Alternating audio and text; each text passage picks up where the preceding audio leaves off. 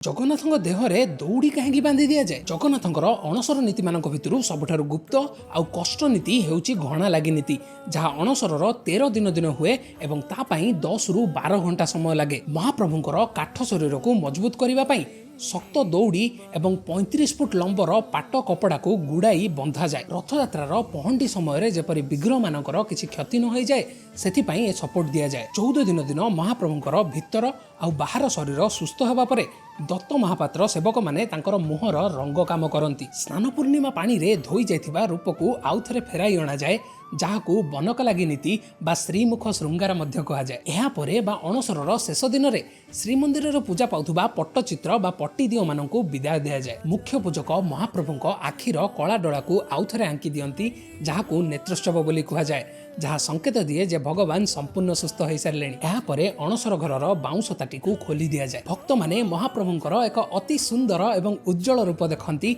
जहाँ को नबजौबन दर्शन बोली कहा जाए। एवं यार परदिन ही महाप्रभु रथयात्रा रे बाहरती। जदि रथयात्रा विषय में एमती इंटरेस्टिंग फैक्ट्स जानिया को चाहूँगी ताहले हमको फॉलो करिया को भूलिबेनी।